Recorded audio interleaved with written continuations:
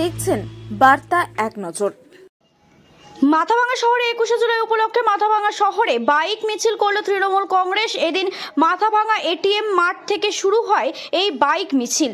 600 bike rally করেন। এই bike মিছিলে উপস্থিত ছিলেন নয়নজ্যোতি সাহা, বিশ্বজিৎ রায়, রাজিবুল হোসেন সাগর, সমস্ত ওয়ার্ডের কাউন্সিলর এবং আব্দুল লতিফ মহাশয় সহ তৃণমূল কর্মী সমর্থকরা।